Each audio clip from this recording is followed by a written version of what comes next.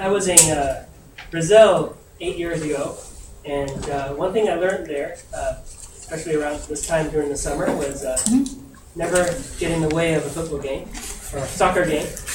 So in case there is another one tonight sometime, let's just get this talk completed so people can go back and watch football games if necessary. But yeah, with that, it's a pleasure to welcome Narayanan Sundaram here with us. Narayanan has been a research scientist in Intel's parallel computing lab for the past 2 years. His research interests generally include parallel applications, big data, and throughput computing. He's currently working with the Intel Science and Technology Center for Big Data, right now situated at MIT in Boston. And he works on improving performance and productivity from large-scale problems, including approximate algorithms, array databases, and graph analysis. And he also worked on making computer vision and machine learning algorithms computationally efficient through numeric optimizations and parallelization. He got his bachelor's and master's degree from the famous IIT, Institute of Technology, and his PhD from UC Berkeley. So, welcome. Thanks for the introduction, Jika.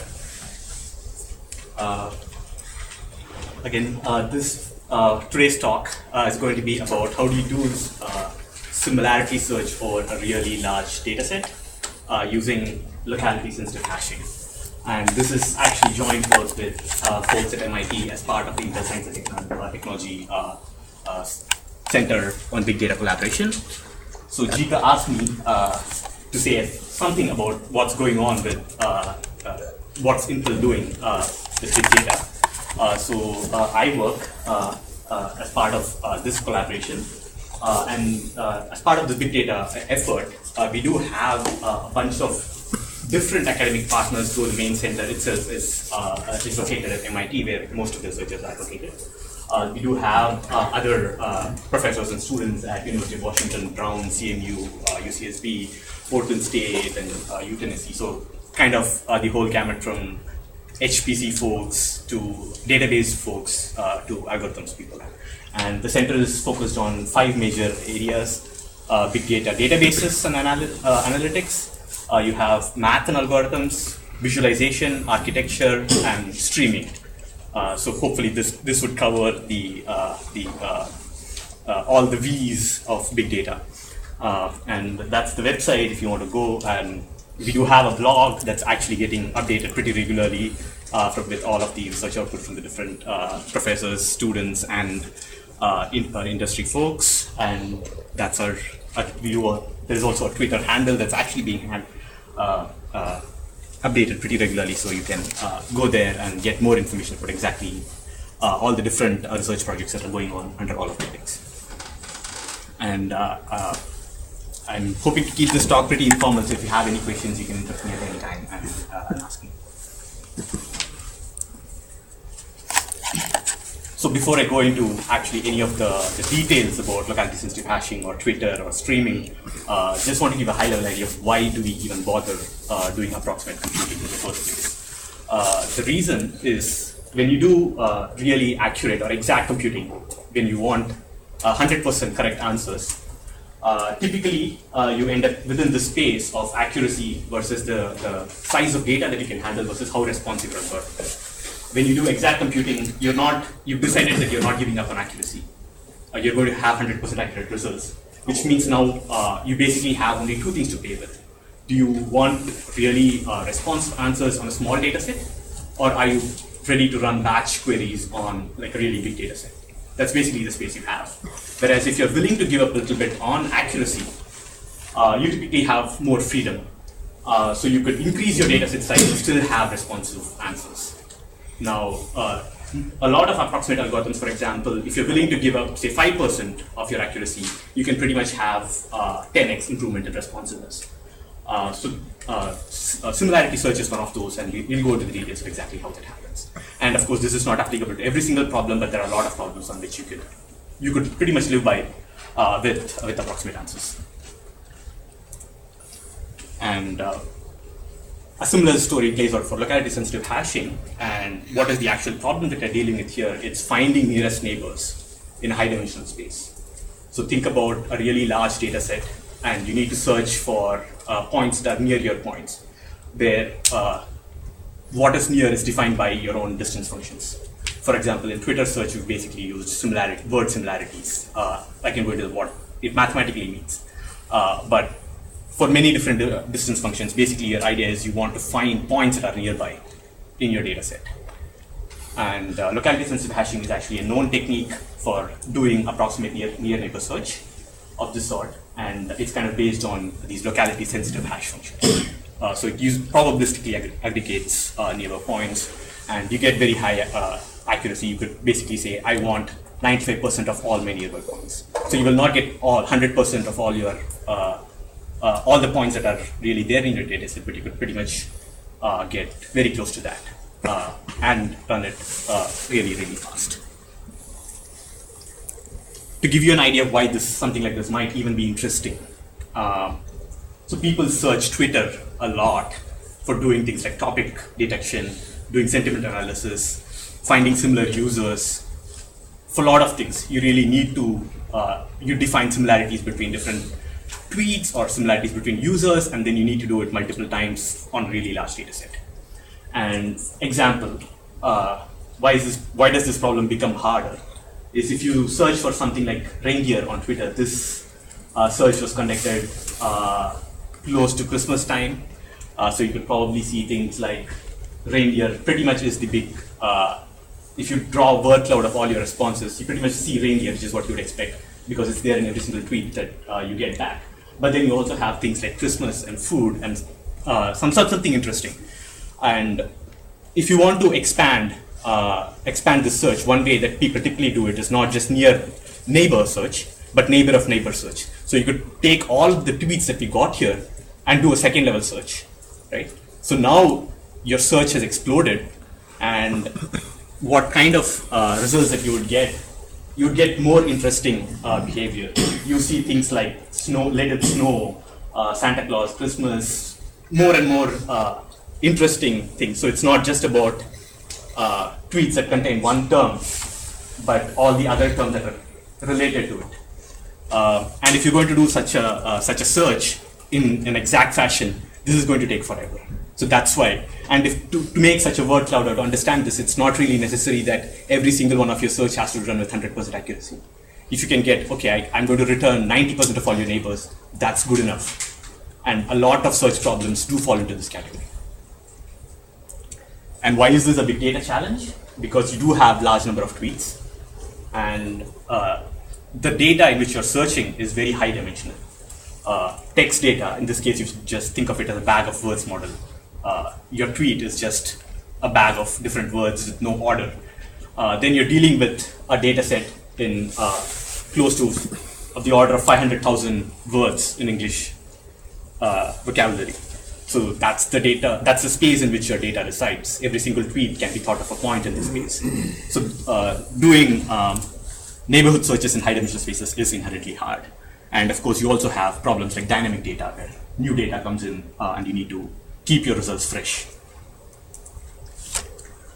And in general, the rate at which you do get tweets it's the order 400 million plus. I think this figure is probably at least 1 or 2 years old, so I'm sure it's at least doubled now. And if you want an interactive application, you want your search results to be fast. Response time should not exceed 10 milliseconds or so. And you need to handle streaming data, dynamic updates, and that's why LSH is locality sensitive hashing. That's why it's interesting, because it does search not even in linear time, it does it in sublinear time. So if your data set doubles, your search time doesn't double, it grows even slower. And the key to doing this, when you do it, is you have fewer data accesses. But on the other hand, what you give up is the data accesses become less predictable, because you have hash functions. And also, you do need to keep more things in memory. So your memory capacity requirements grow super linearly, but you only touch a really small piece of it every time you do a search query. So a very high-level view of what locality-sensitive hashing does. I mean, has there been are there any questions so far? Everyone on board? Yeah. Just one, is that worst case or like average? So that would be the again. This is it's an approximate algorithm. So there is so on average for all queries you would get. So it's an average case. It's not the worst case. In the worst case, you could get more, or your accuracy could be lower, for example. So this is over a range of different queries. You would get the accuracy and time varieties. Okay, so high-level view to what the algorithm itself does. Locality-sensitive hashing is it's a randomized approximate algorithm. So what you do get is that what the algorithm guarantees is you can find all the neighbors of a point within a fixed distance r, which you would fix from the application context. For example, you could say that for Twitter, 2 tweets within a distance of 0.9 according to angular distance is good enough. And once you do that, you could pretty much fix your algorithmic parameters such that you can get all of your neighbors with a probability very close to 1. And you get sublinear time. And if you fix your parameters properly, you could basically get square root of n complexity. And the high-level idea is that you need hash functions that basically take 2 points and hash them to the same bucket if they are close enough. And then, yes? What does the distance mean in the context of searching similar tweets? So distance in this case, we use what is called the angle distance. So you could, if you think of 2 tweets as points in a space, I do have a figure written. Okay. Let's just, this assumes that distances are the standard Euclidean distance, right? So if you draw a straight line between the points, that's the distance. You could define other distances too. So for words, for example, we define what is called the angle distance, which is if you think of these each of these tweets as a point in a space, then that would be the angle between the two points. Then what would be the axes? So each of these, one would be, you could think of the axis would be the words, the vocabulary. So if you have, say if your entire vocabulary has just 2 words, so all of your tweets are going to be within this space. And the distance between these 2 tweets would be the angle between these 2 vectors.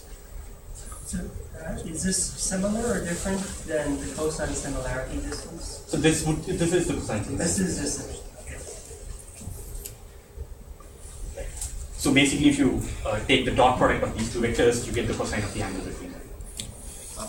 So, do you care about typo and stuff like that? At this point, we're not doing language level analysis, but of course, that's something you can always do on top of. Yeah, because yes. a lot of the research related to the data has a lot to do with like a lot of typo and. Yes, I do agree that looking at the raw Twitter data sometimes makes you lose faith in humanity's capability to spell. But yes, that's something you could definitely do on top of what we have. It's kind of independent. So you said if there were 2 words, you'd have 2 axes, but I'm not sure what the distance along that axis would be in that case. So if you have more occurrences of the same word, In the same tweet? right? So that gets weighted more. And there is also weight according to the importance of a word. So 2 tweets that have, say, for example, the in common shouldn't really be considered very close. But if 2 tweets have the word, say, a relatively rare word like education, then they should be considered to be closer. So it's a standard TF-IDF score. It's a term frequency inverse document frequency scores that we give for each of these words that we're using. So suppose your dictionary size is 1 million. Mm-hmm. Does that mean the dimension of your feature of your space is 1 million? Yes. So all the tweets now live in a 1 million dimensional space, but that doesn't mean any given tweet is going to have 1 million words, right? It's pretty much bound. On average, you have like 7 words or so. So each tweet is pretty sparse. Yeah, But sparse, but the overall dimensionality of the space can be pretty high. very high dimension. Yes. Yes. So if you think about it, the idea is you have hash functions, and every single point in the space is hashed to a bucket. And if this point here gets hashed to this bucket X, you would you want functions such that if there is another point that's close to this point, it has a higher probability of falling in the same bucket, and a point that's far away has a lower probability of falling in the same bucket. Again, this is all probabilistic, right? Which means that one single hash function is really not going to give you sufficient discriminatory power.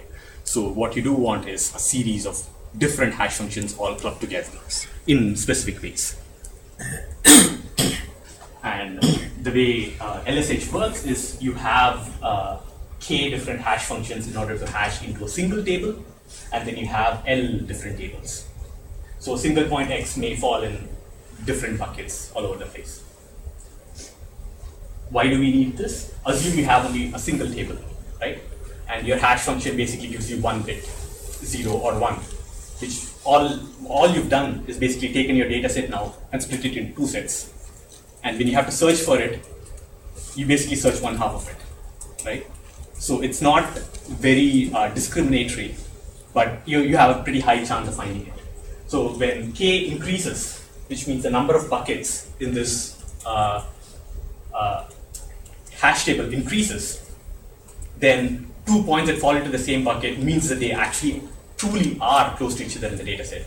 But then if k increases, your false positives decreases, but then your false negative increase.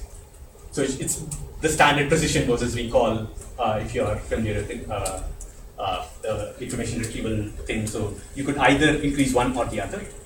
So you can make your things be very discriminatory, which means anything that you find will be really nearby. Basically means that you won't find most of your neighbors. So in order to compensate for it, you have multiple hash tables. So your point can probably find you could probably find it in any of the different hash tables. Could you give the approximate size for to address 1 billion? Yes, I do have some information on that later on. So how does, say you've taken all your input data set, created all these L different hash tables. So what do you do when you query? You take your point, you hash it, you go to every single one of these tables and find all the points that have fallen in any of the buckets, and then you actually calculate the distance to make sure that they're not errors, which means they're not basically points that are far away that kind of got placed in there due to some reason, right? So you basically have a lookup, and then you have like an actual search. So that search is really what was square root of n. And you could say you could see that both k and l actually have to increase together or decrease together to maintain the same accuracy level. So the actual accuracy versus the parameter equation is just given over there. So that's just pretty simple. If p is the probability that 2 points nearby fall into the same bucket, then p to the k is the probability that all of your k different hash functions make sure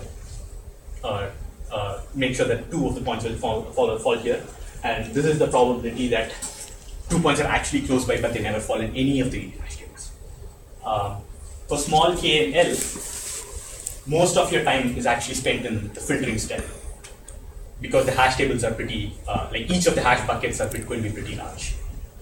But for large k and l, most of your time is going to be spent in the hashing step. So you're going to you need to calculate a lot of different hashes, and all the lookups are going to be dominating. So there's going to be a sweet spot between the two between parameters. Any questions? So how do you do LSH with Twitter on a really large data set? If you look at it, the most interesting part of this has no dependence on the size of your data set. So it doesn't matter how big your data set is, you can fix your K and L, and all that will change is your number of hash tables is not really going to change with your data set, but the size of each hash table is going to scale with your data set.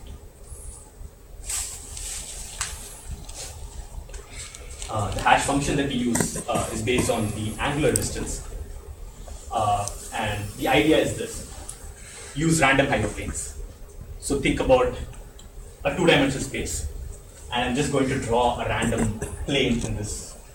And if my feet falls on falls below the plane, I'm going to call it 0. And if it falls above, I'm just going to give it a 1 bit. So that's going to be 1 bit of information. So this is one hash function. So you could see that if 2 points actually are close by in angle, then the only time they would actually get separated would be if you randomly chose the hyperplane to be in between those two. Right? So the probability of that happening, this probability here is basically r over 2 pi. And that's kind of independent of your dimensionality or anything else. So this is actually a pretty clean set of random hash functions that you do for this data set. And for similarity search, you basically use this. And in terms of the actual parameters used, we use 16 bits, which means every single hash table is indexed using 16 random hyperplanes. So you basically just take any given bit and see which side of the hyperplane it falls, do it 16 times, so that gives you a hash that you basically can use to look into your data set, into your hash table. And we have about 7, 8 hash tables. And the probability that 2 points within the distance are hashed with the same bit p, I believe this corresponds to a radius of about 0.9. And the probability of error, which is the probability of not finding neighbors, is about 0.07, which means you, on average, you're guaranteed to find more than 90% of your neighbors. We have 16 bits for K. Does that mean that you have 32,000 something bits? No, you have 2 to the 16 bits. 2 to the 16 bits. So each hash, each bit is from one hyperplane, so that gives you 1 bit of information. So if you use 16 of those, so basically you have an integer with 16 bits.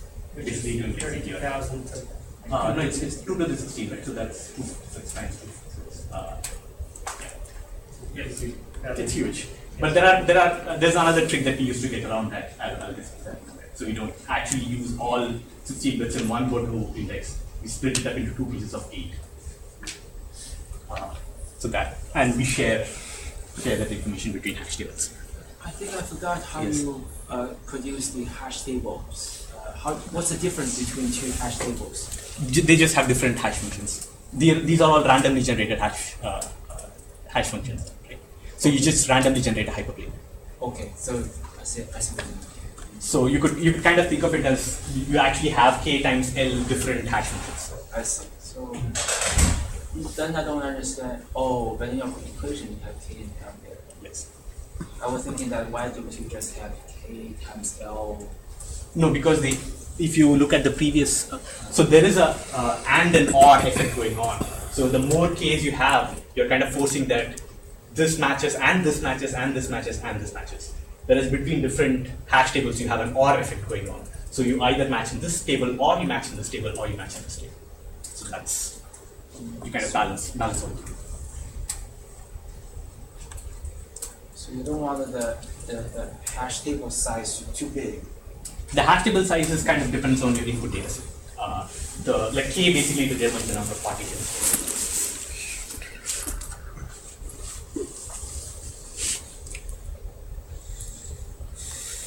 So these are more implementation oriented. Maybe I'll give a very high level idea of what's going on. So this is kind of trying to say how do you hash different all of your data set size. You could think of your input data as size n, and this is the size of your vocabulary, which is ridiculously large.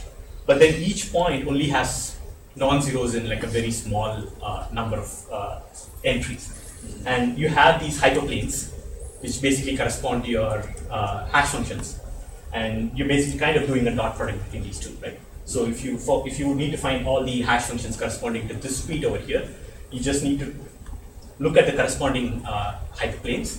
You just scale each of these points, and then you sum them up. And then you do a threshold, right? You do a threshold whether it's 0 or 1, and that kind of gives you. So there is a small trick where we play, instead of calculating k times l different hash functions, we calculate n times k by 2 hash functions and calculate l as any two combinations of these. So instead of, say, assume this is 8 bits, this is a bunch of different 8-bit functions.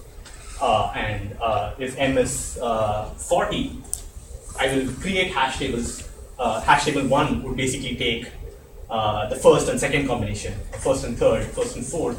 That way I get to reduce the number of hashes I actually calculate and still manage to be close enough. So that affects the accuracy a little bit, but more details of, I mean, you could go online and look at the paper, and that has more details on how it actually affects accuracy. So this is the high level idea of how you could do it, and one of the nice things about this is it parallelizes nicely because every single tweet is handled completely independently, and this all comes from a language, which means you're going to have language effects. Some words are going to be ridiculously common, some of them are not going to be that common, which means caches benefit this problem hugely because all of your hyperplanes corresponding to the most common words will never go out of your cache.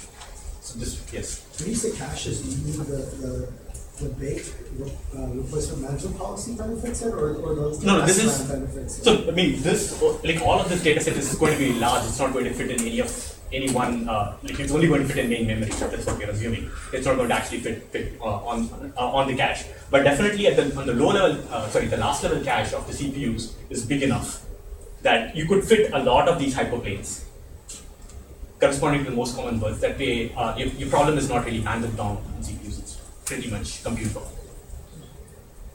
So this is just saying that we have enough capacity to fit a lot of this data on the last level cache, which makes it very, very. So you're just using the cache as kind of sort of like an SRAM. You're not. I mean, it's not like you're. You said you can make use of the cache. He's using it as like a. I'm just saying that this problem, this problem is more. Having a cache works well for this particular problem. We are not really adapting the cache to anything. The way normal cache works is good enough for this problem. Just because of the fact that there's going to be a lot of reuse of certain lines here. And again, with the table construction, we need.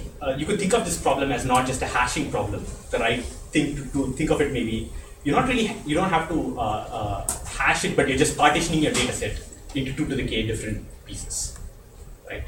So if you think of it that way, all you're doing is you have 16 bits, and you're just trying to partition your data into 2 to the 16 buckets. So this is just a permutation and shuffle on your data set.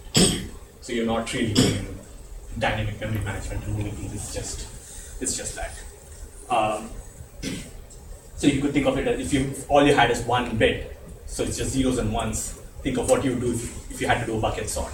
You would basically go through this entire data set, count the number of ones, or count the number of zeros, for example. So that would give you an index where to put your next in the shuffle, and then you can go through this data set once more and can basically complete it. If you know the exact number of zeros, it's very easy, right? So you know exactly where the ones start, and then the second time you go over it, all the zeros go in one side and all the ones go into the other side. So it's a similar idea that we do. It really helps because it helps to reduce TLB misses. If you use a 2-level table, instead of using 16, all 2 to the 16, which means you're actually going to read from multiple different points in your data set. And for large data set, you're going to have lots of page misses if you do that. But if you do 2 sets of 2 to the k by 2 chunks, then you take your data set, use 8 bits, shuffle it into 256 pieces, 2 to the 8 is 256, and then you take each one of those pieces and shuffle it again into 2 to the 8 pieces. So that way you basically avoid a lot of TLB problems instead of actually doing it in one go.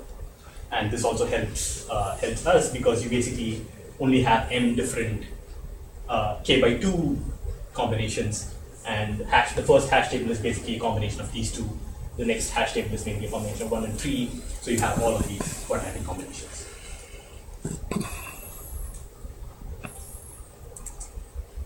So yeah, the big idea is that you could do this as a permutation and shuffle instead of actually trying to do more complicated hashing. And for queries, you hash your query, you find matching points in all of your hash tables, you take the union of all of the whole thing, and then you filter based on distance. I mean, taking this union is important because if something's actually very close to you, it's going to be replicated in multiple hash tables. You don't want to calculate distance every single time, so you don't want to reduce that overhead. and we parallelize over different queries, which basically means that now you have to group queries together. So you're not processing one query at a time, but you're processing a bunch of few tens of queries at least. So it increases the latency for any one given query, but then you have much better throughput. The way we eliminate duplicates in this union step is using a bit vector. And bit vectors are really great, especially on CPUs, because if you assume your data set has, say, 10 million tweets, and each tweet has 1 bit set, then your bit vector is only about 1.25 MB, and even if you have 1 per thread, and if you have 16 threads, it kind of fits your last level cache, which is of the order of 20 to 30 megabytes these days. So this works well. This optimization actually gives us a lot of benefits. I guess once we go into the result section. So for your grouping, Yes. Is there any special when you grouping those matched points? I'm sorry. Previous slides. Mhm. When you say you group the queries, Right. So these are completely independent queries. So the only thing that happens is it's mainly to get parallelism, right? So a single query kind of happens sequentially, but then you could have multiple queries over running on multiple threads. I mean, how do you group them? At this point, these are just a whole bunch of queries, so you just wait for 10 queries and group them from there. I mean, is there any metric for grouping them together? Not quite. I mean, each query is still happening independently. It's just happening independently over different threads. I understand that. Yeah, so we are not combining, sharing computation between across queries. If that's not what we're doing. So this is mainly like a throughput improvement device. And as we saw before, basically, if you have two different points, x and y, the distance between them is basically the cosine inverse of the dot product. And these are really, really sparse vectors. You have on an average about 7 or so words per tweet, right? And even after doing locality sensitive hashing, the probability, I mean, at least from the data set, we've seen that two tweets will have a common word only in about 8% of the cases. Which means if you try to do, if you go through all of these one term at a time and do the search is really going to dominate.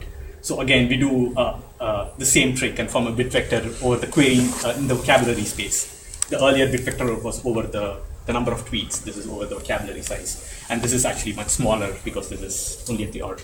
The entire data is only at the order of 500,000 divided by like 32 or divided by 8. So that's that many bits you're going to have. So it's not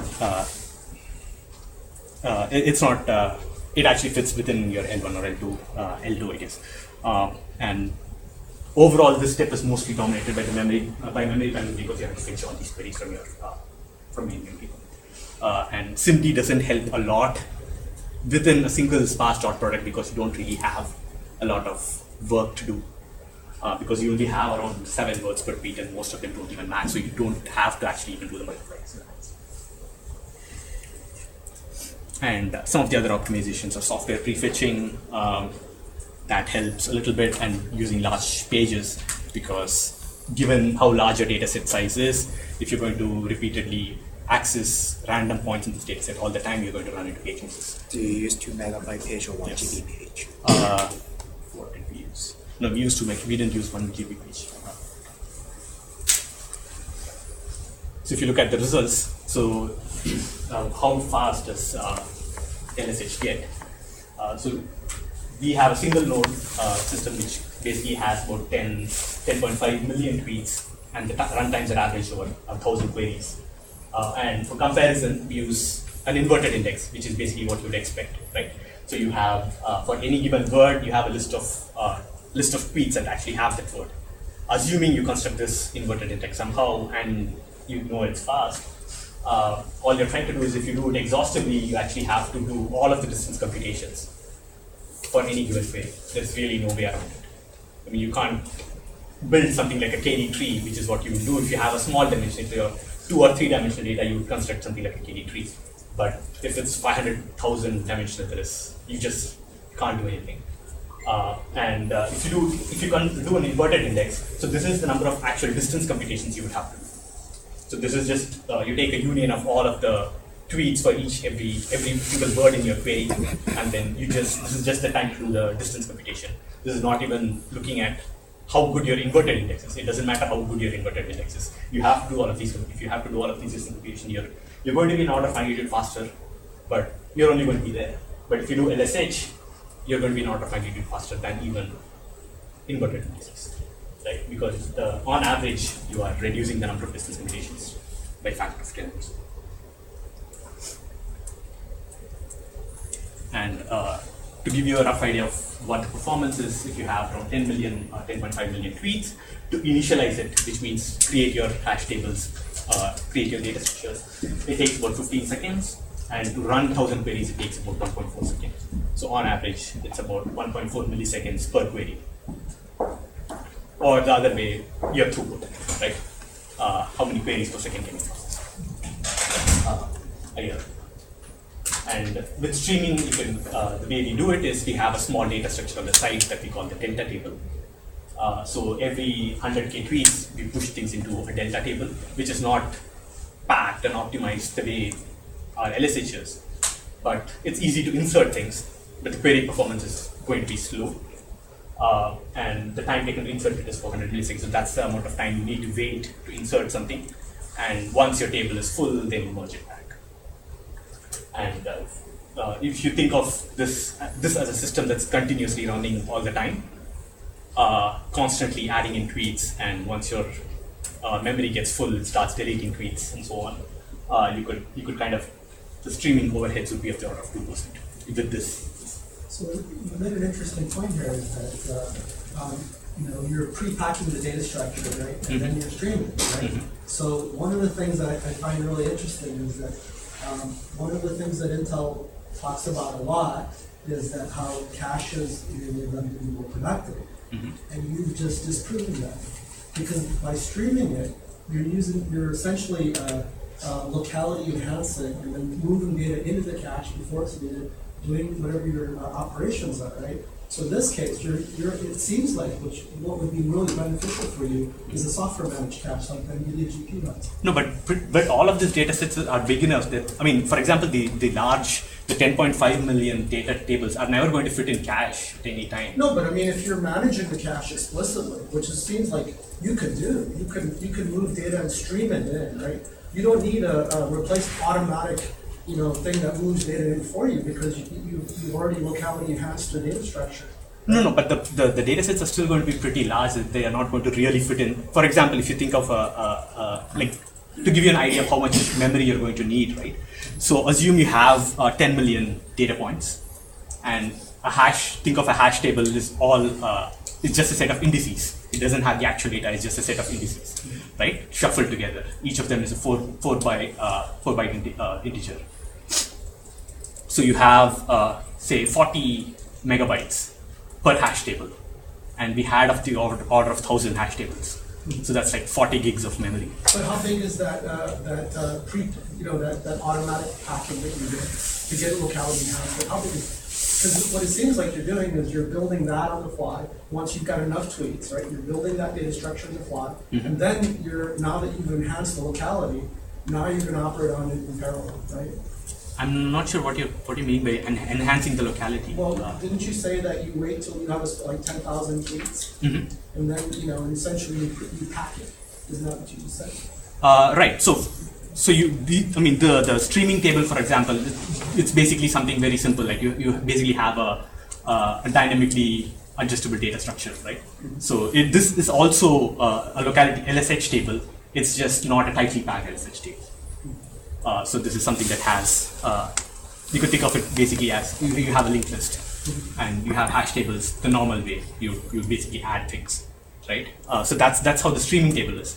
And and this is also done because the query performance, if you just do a linear search, even in the small data set sizes, performance degrades pretty substantially. So you need to do optimizations even on the streaming side of things.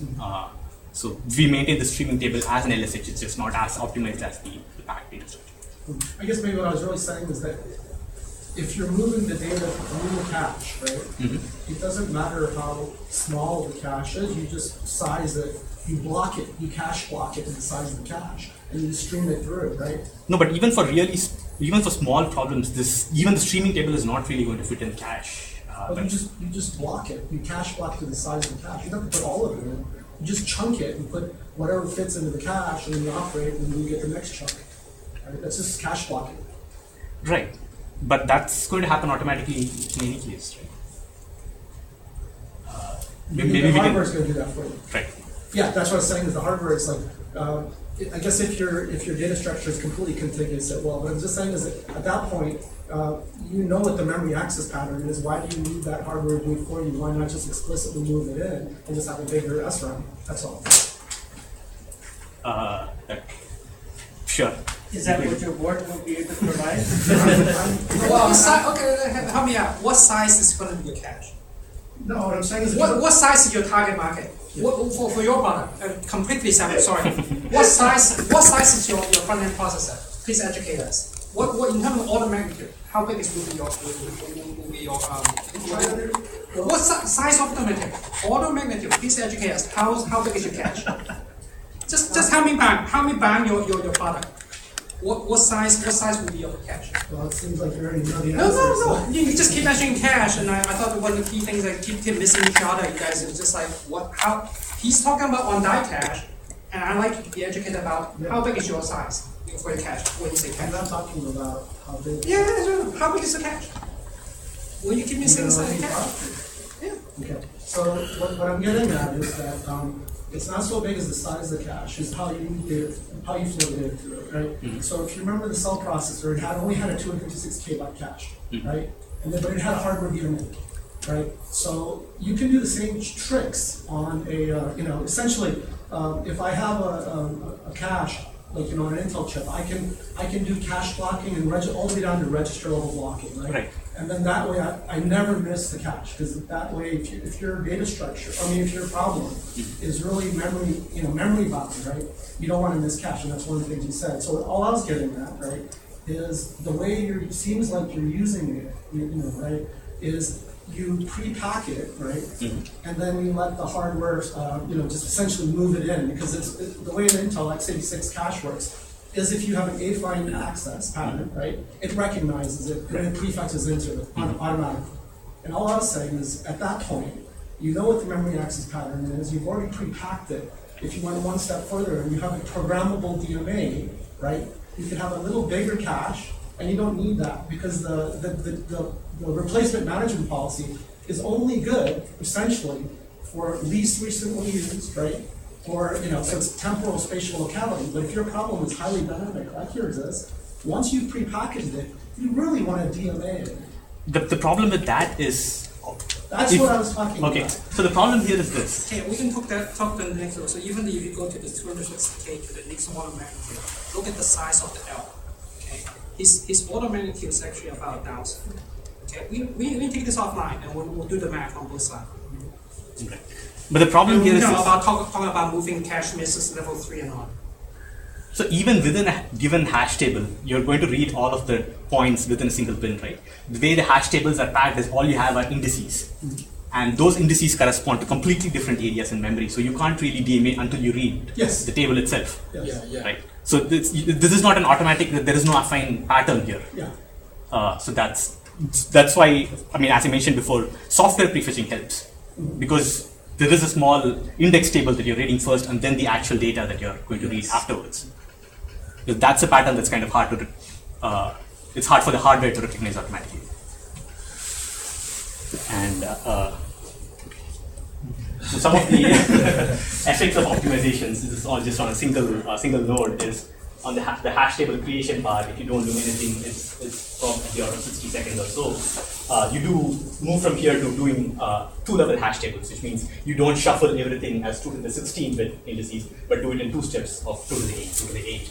Then you have a lot fewer TLB misses, and performance improves. And then from there on, you could actually share one of the tables, because you could, once you shuffle it according to the first 2 to the 8 bits, 8 bits or 2 to the 8 tables bins, then you can reuse it for a whole bunch of second level tables. And then you can also add some vectorization in the hashing step, because that's all nicely packed. And on the query side, if you use no optimizations, which basically here it refers to your union uses an STD set, you're going to have terrible performance. If you move to just using a bit vector, you pretty much basically gain a huge amount of performance. And then you optimize your sparse.per using bit vectors, and then you do software prefetches and large pages. And from start to finish, for the hash table initialization, you get about 3.8x improvement, and for the query, you get over 8x. And all of these are actually parallelized. So this is just the effect of optimization. There is no parallelization in this. This all assumes that every single step has been parallelized with threads. And if you look at the scaling results for the final version there, going from this was an 8-core machine, 8-core times 2 if you can count hyperthreading. So you get about 8x improvement in performance compared to a single thread optimized one. Basically this one here, but running on one thread is here, and if you scale within a single node, which is, think of it as strong scaling. And for query, you get about 10x. And if you basically just scale it across multiple nodes, so we assume about 10 plus million tweets per node, and once you go to 100 nodes, you're talking a billion tweets. And the nice thing about this problem, again, is that all of these hash tables can be maintained completely independently. So all we do when you scale to multiple nodes is each node just creates hash tables on its own subset of data.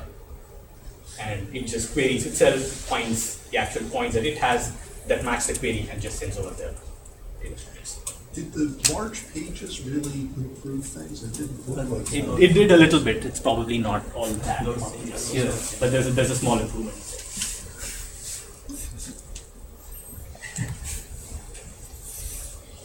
Again, it was not the biggest effect, but I guess cumulatively. Maybe your data set is quite small. You have only 10 million tweets. Right. Yeah, but with maybe a few billions, you Right. may have a bigger. I mean, we do, even though the tweet set, as I said, even for 10 million tweets with LSH, you end up with 40 GB or so of your hash table data per node, right? So that's the bottleneck here is memory capacity, not the compute itself. So then why didn't the large pages help? It helped a little bit, which is not very obvious here. If maybe the software prefetching kind of took out the effects of that, I guess, because once you do that, the effects of those uses are not really obvious. And along with that, we also had a performance model for saying that we actually could. I mean, saying this is an optimal implementation doesn't help if you don't say, if you can't predict the performance of it using the hardware parameters. So if you look at the LSH creation, so this is the hashing step, and these are the shuffles, which are basically taking most of your time, and those are memory bound. The table construction is mostly memory bound, the hashing is compute bound. And query, you have a search, and then you have the part where you have to scan through a bit vector. The bit vector piece and the search piece are all bandwidth bound. So query is mostly bandwidth bound, and if the creation has a compute bound piece and a bandwidth bound piece. And of course, compared to our models, assuming peak, we are not more than, I think they're at 20%, 25% off, I think, from the performance model itself. And why is the performance model even interesting is because it actually helps us do parameter selection, because you can get the same accuracy for LSH with multiple sets of parameters. As I mentioned, if you use k equals 12 and m equals 21, you get the same theoretical accuracy as using k equals 16 and m equals 40, which is what we use. So if you want to do a parameter sweep of this and find out which parameter should I use for my data set, you could do that. And the estimated query times and actual query times are close enough to actually make this work. Even if they are not exactly the same, they predict the same trends. So not just on Twitter, but we also tried it on a Wikipedia abstract data set. Slightly different, more words per data point, and it still works. And for streaming, as I mentioned, we maintain a delta table. It's also an LSH structure, it's just not packed, which means adding data is easy, and we set a size limit of about 1 million tweets. So that's 10% of your overall structure could be in streaming before you have to merge it back. And worst case penalty is like 30% slower queries. On average, we don't really observe anything. So if you look at how it looks like, this line here would be everything is in static structure, nicely packed, queries going at full performance. So here at this point, you basically have 90% of your data set in your static tables. Slowly, as you add more and more data in your streaming table, your performance worsens, and it goes at best a little bit off. And then once you reach somewhere over here, you merge it back and your performance will get back. So here, if you have only 50% of your table has back at your static structure, and you keep adding more and more queries in your streaming table, your performance worsens, and then once it reaches 100% of your streaming table capacity, you will go back, and then your performance will come back. That's kind of the model that we are looking for. So the overheads in most of the time you're doing it, the only time your performance is bad is when you cross this line, and you do it only for a very small use. And is there a code for here? You could. This is not part of the paper, but we have tried to run this code on the Xeon Phi processor, and we observed about 1.9x over the 2-socket Xeon performance that we reported here. And a significant, about 1.2x of this basically comes from moving to larger capacity. Basically moving from 8 GB card to 16 GB card means you can fit more data, and that means the more data you fit, the more efficient you are in general. And even if you have multiple cards, we also have an implementation that can scale pretty well with that. So yes, this problem is very amenable to running on Xeon Phi as well. I'm a little confused by that. I would think a Xeon would have much bigger memory than a Xeon Phi. Xeon does have much, yes. So then why would it go, if it was? Because you do have better memory bandwidth on the Xeon Phi, right? So because a lot of these things are not, they are bound by, the size of the problem that you can fit is bound by memory capacity, but if the problem fits, then you're basically bound by memory bandwidth. Bandwidth isn't that much. I look at QPI bandwidth versus the PCIe bandwidth. I mean, PCIe is obviously higher. It's not like orders of magnitude higher. No, but if this is running, everything is running inside Xeon Phi itself.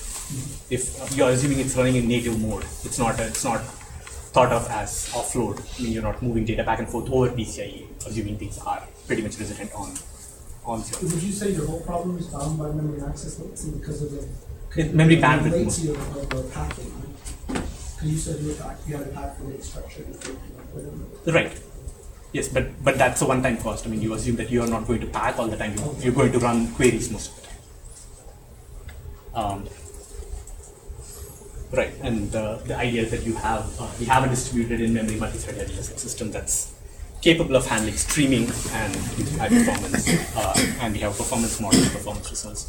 And if any of the database folks here are going to VLDB, you will hear another talk on this. Thanks.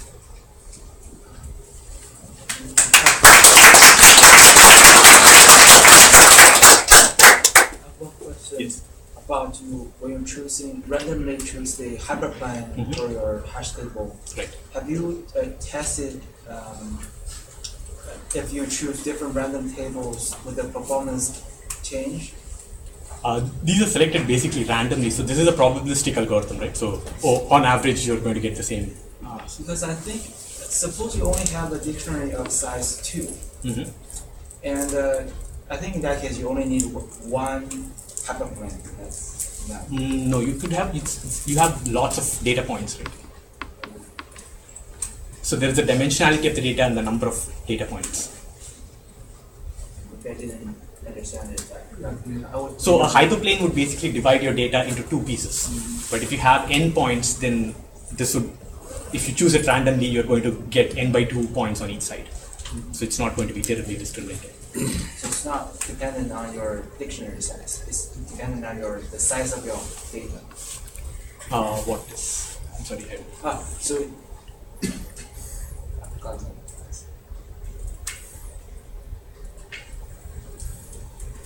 Well, you mean it depends on the size of the data. It doesn't depend on your size of the dictionary. I'm sorry, I missed the first part. It depends on the size of your data set. the accuracy really doesn't depend upon which particular set of hyperplanes you choose. I mean, as long as they're all random and your data is kind of distributed randomly in the space, you should kind of on average get the same performance, the same accuracy and performance. We have verified the accuracy actually running an exact search, and we pretty much get what is theoretically what the theoretical result is. Yes. So if someone does a tweet of a person's name, it seems like that name would be unlikely to be in the 500,000 English words. And I'm wondering how would that...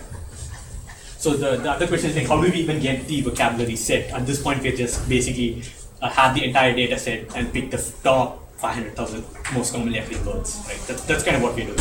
I mean, if you have you could basically have your own vocabulary set, or there is other question of how do you dynamically change your vocabulary set, because if it's Twitter, then your hashtags come in and out of fashion, and you kind of need to take care of that and so on. So that's a different issue. But I mean, as long as you have a way to detect and include it in your vocabulary, then I think we could basically, this is basically looking at the search side of things, not the discovery side of the language discovery. I was just wondering, like, it seems like it was taking some time to compute distance, just the distance, right? Mm-hmm. And I was wondering if maybe that could be improved by, like, maybe it's not necessary to actually take the arc cosine. Mm-hmm. So we don't do the arc cosine, we only do the dot product and compare it to the cosine of r, because that's something that we calculate once. I mean, we don't do the arc cosine every time. So at some level, is there some similarity between this and random forest and then software methods, where each of the hash table, you're essentially making some decisions like a reversible decision tree in terms of getting to a lead, and then you have this hundreds of hash tables where you're taking some kind of ensemble of results and then Right, but the difference is that random forest, they're actually trying to calculate similarities between random points. So all you're trying to do is, okay, are these 2 points going to be similar? Is there the idea is if I basically take 2 random points, like, can I learn something from just looking at these 2 points and not the rest of the data set? Right? That's the kind of thing that we are learning as a random forest. But this is more of just a neighborhood search. This is just how do you do neighborhood search, where if you're okay living with just say getting 90% of your neighbors, not all 100%, can you do something with it? If it can be that, it's going to be like 100%. You mentioned you have 2 parameters speed. Do you look at, I'm pretty sure you did, but can you elaborate on how about the meaning the P or the sigma? Did you vary that and find that, why did you chose this concept? Okay, so the reason we chose the P basically depends only upon the distance that we choose, right? So this really So this basically, technically. if I rephrase, it's like if I want to increase my confidence level, So the P basically is a function of the radius r, which comes from the application. So we did a bunch of tests in the beginning to see, okay, I give out random queries, and then I get a bunch of tweets. I get a set of nearest tweets to it, sorted by distance. So where do I fix the threshold so that the results are meaningful? So that's how we arrived at that. So can I rephrase that? Then did you find like a drop off a speed point for the data set that you have after you drop it down to 500,000 space? Then 0.7 seems for data set seems to be a speed point. From the application perspective, that seems to give good enough accuracy for someone using this system. So the rest, the K and M tuning was purely a performance thing, right? Because all of those points actually give the same accuracy, which means they all return pretty much similar results. And the question is, if you can set the radius to be really, really small, which means maybe you will not find any nearest neighbor for most of your queries, which is not very good. And if you set your radius to be very large, it's going to be like a lot of extraneous data that you will have to consider if you are one of the users of this. So the radius parameter was set from the application perspective, and the accuracy was also set from the application perspective. And the parameter suite that we did was purely for performance. Great. I'm sure there are other questions, but feel free to talk to Narayanan either today or at another time. Yeah. So there is one other announcement Ed wanted to make. Please make that, and we'll say to the speaker. My name is Ed Katz. I'm the program chair for the IEEE Robotics and Automation Society. This Thursday, we're having a presentation by one of our professors, and the title is Bayesian Methods for System Health Management. I have the abstract here if you want to read it, but I thought it might be interesting for this group in that he says, I will also discuss results for the use of graphics processing units, GPUs, to perform belief propagation in junction trees. So it is here at 7 p.m. on Thursday. You do not have to be an IEEE member to attend, and it's free. Which room is going to be here or another room? Well, it's supposed to be in the big seminar room, except the projector is bulb, and they can't get a replacement. Okay, so It will be here somewhere. yes, So just, come here and there'll be a sign and we'll point you to the right. that's 72 hours. About. Good. What is the name of the professor? I'm sorry? What is the name of the professor? Ole Megashaw. I have the abstract here if you want to read it. It's also on the IEEE Robotics and Automation Society webpage. You just Google for that. Great. Thank you, Ed. Thank you. Yeah. So let's thank the speaker. So there you go. It's the 40th meetup of HPC and GPU Supercomputing meetup. Feel free to join us next month, July 14th. And I think we have some interesting deep learning related talks lined up for you. So if you liked today's meetup and would like to see continuous flow of interesting discussions and interesting talks, please give us a 5-star review so we can attract more sponsors to provide you with refreshments. So thanks NVIDIA, and thank you for coming. Thank you.